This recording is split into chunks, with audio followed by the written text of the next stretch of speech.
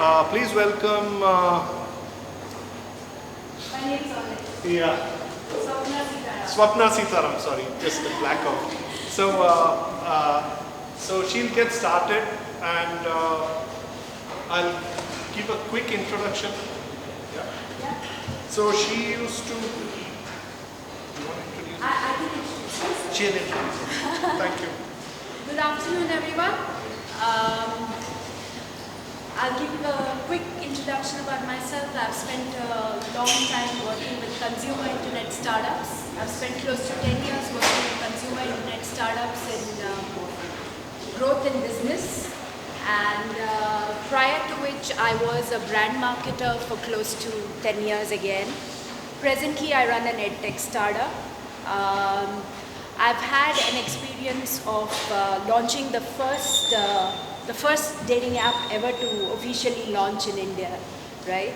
And I was invited to talk about it, and I felt it's great for me to put together my learnings, which are a good 7 years old, and just share it with you guys. So I'm here for that purpose. All right. So let's get started. Yeah, we'll get started. Okay, all right. So I worked for a pioneering app of sorts. It was the first dating app to explore APAC, Asia Pacific in general. Launched in September 2013 with a funding of less than $750,000 USD. Ambitiously launched with a small amount of funding in 8 different countries simultaneously. It's called Paktor. In Cantonese, Paktor means dating, and hence the name Paktor. Yeah. So I told you 8 countries. So these were the countries that it was simultaneously launched in: Thailand, Vietnam, South Korea, Singapore, Philippines, Taiwan, Malaysia, and India. I headed the India operations, with Bangalore being the first city chosen for the official launch. So just a bit of background about Paktor. It was started by a bunch of Chicago group, pass-outs. They passed out in 2013. One of the founders was a Singaporean, and he felt that Tinder had launched in the US and there was no such app in Asia Pacific, and he felt that there would be a massive first mover advantage for someone who would literally take the same product and then move and do it in Singapore. So he got a couple of his batchmates from Booth School to just join him, and they were all under 35 years old, and they landed a large fund because one of the founders is fairly a wealthy Singaporean as well, and hence the launch. So they were gunning for the first mover advantage in APAC. The product was pretty much a replica of Tinder. Tinder was launched in September 2012, and Paktor was launched in June 2013 in Singapore. So in less than 6 months or like 8 months, they had put together a prototype, put together a minimum viable product, got a fund, got a team, and then they went aggressively after the Asia Pacific market. And a competition across teams, because it was parallelly launched across 8 different countries. I got to learn a lot about what is working in Thailand and Korea, and I could also borrow from my India experiences. Each of these cultures were fairly different, especially the Indian culture compared to the rest of the Asia Pacific culture. So there was a huge learning experience there, which is crucial in a pioneering exploration, because you really don't know what to do first. Some things may bomb, the positioning may bomb, whatever. So you can borrow your learnings from multiple geographies. Right? They had a very, very sharp go-to-market strategy with both offline and online budgets. And I will touch upon why it is important for a dating app to have both online and offline budgets. There's a sharp focus on organic installs, because organic installs are a lot more engaging. People who are acquired, users who are acquired organically tend to be there for the right reasons. So the difference between I'm assuming organic and inorganic is understood, but I will just want to specify an organic install means a person gravitates towards this app and installs it themselves, irrespective of the trigger, the paid trigger. Whereas a paid install or an inorganic install means you have done a marketing campaign on the Play Store and you have bought this user. Like you paid, say, 20-30 rupees to get this user. So that's the difference between organic and inorganic. Right? There was a huge, Pactor used to create a lot of buzz by capitalizing on the novelty of a dating app because no one had heard of a dating app before. So Pactor broke the Guinness record for the largest speed dating event in Vietnam. And this is a PR coverage that they covered across Asia Pacific. So it gave them tremendous buzz. There were more than 468 single people, and this broke the Guinness Book of Records. So there was a lot of focus on creating that buzz around the dating app at that time. Because as a pioneer, you have to capitalize on these things because you have a first mover advantage which could be as limited as maybe 4 months or 5 months, right? So they really moved fast on it. And outdoor was a huge focus. Although the startup had a limited fund, they did not really cut corners in terms of saying, I'm not going to spend on media which is not measurable and quantifiable. They generously took space in Sukhumvit in Thailand and Shibuya in Japan, although these are really expensive real estate when it comes to marketing.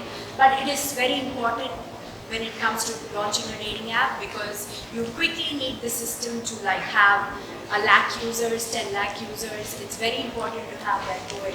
Yeah. So coming to the India experience, why was it exciting for a startup like Pactor to add India to the mix, right? So first of all, the sheer number of single people is the biggest draw for any dating app. Whether someone was launching a dating app only in India or a global player is launching, like Tinder is launching it in India, the sheer number of single people is the biggest draw. I'm estimating Facebook has about 130 million single people. India is Facebook's largest market with over 269 million users and 30% of are listed single. I've taken the number to be slightly more higher. So at any point of time, a startup which is launching in the dating and space targeting single people has access to 130 million users. The money that one makes out of a user in Hong Kong and Japan, like an ARPU, would be a lot more higher. So it's actually justifiable to pay higher for an install in Hong Kong or Japan. But India, of course, has low cost per install.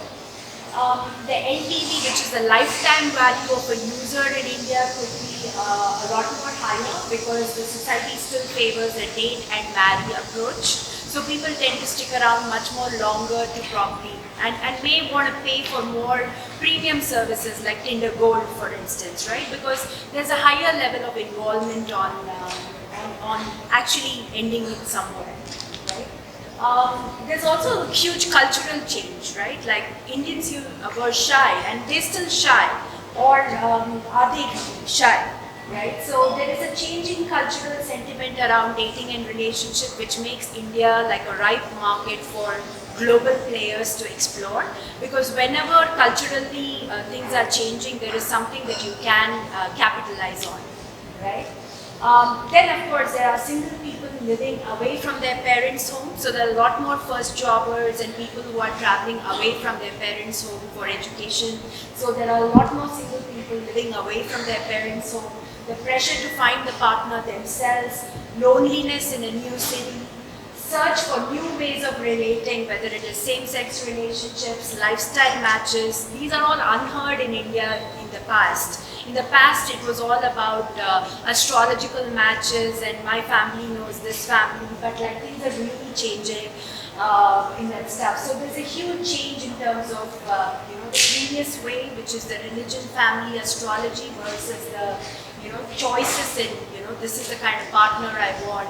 I want my partner to be like this, or I want to hang out in these kind of places with a kind of partner. So these are all new things in India, and that potentially puts India at a very, very attractive space for any global player to look at because there's a lot to capitalize on, right?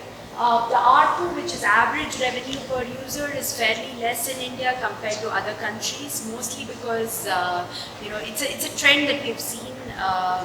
Like people in Hong Kong are willing to spend on stickers and emoticons, which, let's say, a dating app can really like give as a value-added service, much more than what, say, an Indian customer is willing to pay. So so some of my challenges in terms of launching Pactor in India is is very, very simple. I wanted to simplify it. So one of the biggest challenges is the gender ratio at that time in 2013, and I think things would have really changed by now. I really struggled to get more women on the app. First of all, getting a women install is like 3 times more expensive than getting a male install. Say I get a male install for about 7 rupees, I'll have to spend close to 25 rupees to get a woman. The drop off in terms of women installs is a lot more higher than the drop off in terms of the men installs. So I get like a women install and she opens the app once, whereas a man is willing to open the app 8 times a day in search of a partner. So these two go hand in hand, the gender ratio and the user engagement, because if one side is lopsided, then it really affects the game. And I think I experienced it at that time. I have a feeling things have really changed over a period of time today. But this is something that we experienced. And the second problem is the positioning of the app. So obviously we are a pioneer. So I really didn't know how to position the app. So this is an interesting thing that the founders of Pactor were, we're all of the same age. So they came and asked me this really funny question. So they said, so do single people live in their parents' home in India? And I was like, yeah. So where do they go back home after a day? Okay, was the question. So obviously culturally we are very different. So I told them, why don't we just launch it as let's make some new friends. And so that is something that we did take, and then we progressed. So can we just go back? I just want to wrap up. Yeah, I will wrap it up. Don't worry. Yeah. So some of the solutions was, we opted for a early adopter model, offline and online, because then you get a set of engaged users very quickly, instead of, just using paid options where the engagement just drops off. So we used campus ambassadors and got like 10,000 students on the app very quickly. So Pactor today went on to discontinue the India operations after 6 months because they wanted to focus on APAC. They were really short of funds and they wanted to focus on APAC. They went forward and they raised more than $52 million after the experience, and that would probably make them one of the most successful dating apps ever. Okay, and presently they have about 15 million users across APAC. They merged with a really large entertainment company, and can we move? Yeah. Thanks. Thanks. Yeah. So the business of love, basically, these are the broad sections in which they are divided. So there's the dating, there is matrimonial. Then there's white glove services, which are very, very premium services, which offer like Will Smith and Hitch, like really matchmaking. Then there is the how-to and counseling for relationships, combinations of date plus marry, and then there are differentiators, which are like 40 plus matrimony, second child, things. So according to me, I think, like you can see, the number of players are very high. I personally feel that there could be a gap in the how-to segment. There could be a gap in some differentiators. We can move. So the questions to ask if you're considering this space are, as a founder, I think if you really have to get it right, I think you should be single, right? So if you're married with a couple of kids and trying to launch a dating app or I think, in a mature market which has too many players, you have to get a clear consumer insight and the right kind of knowledge to get the product right. So try being unsingle if you're interested. Yeah. So the second question is, am I in the core target audience? So am I a teenager or am I 40 plus? Am I what? Because depending on that, the size of the business is going to change. The third, do I have a motivated team? Are all of them single? Are they really into it? Have they asked the right question? Second, more questions. Have I found a consumer insight to create a compelling challenger? So now there are already market leaders, which means you will be a challenger brand. So do you really have a consumer insight? Like, is it an advantage like distribution, a superior algorithm? Is it a tech advantage? You need some of these to actually create one, right? Is it a blue ocean I'm going after? So if you're not creating a challenger brand, then are you addressing something which is a growing market which is not being addressed right now, like the divorce population, senior dating, or maybe co-founder dating? Someone has tried it, right? Do I have an unfair advantage in getting the first 100,000 users? That's also a question you should ask. Yeah, is funding my moat in the early stage? So many people are able to get funding, but in this case, I do believe funding cannot be a serious advantage because most apps like these have very low entry barriers. It's not going to cost you more than $5 and say maybe $10,000 to even build an app. So the funding is not a moat, right? What will be my moat? If you actually go to someone and say, listen, I already have 100,000 users, every day someone is opening my app 20 times, there are equal men and women, that's a moat, right? They will talk to you, right? How much do I need to get started? If you really want to pilot a launch and get everything going, and if you really have superior consumer insight, I think less than 200K is more than enough to get the ball rolling. Yeah. How long before I can monetize it? Right. So primarily the monetization in these apps is premium memberships as well as advertising, which means that you cannot monetize it for a good amount of time. You need to have at least 100,000 active members and maybe daily active users of at least 100,000. Just to get advertising to give you even a little bit of money, right?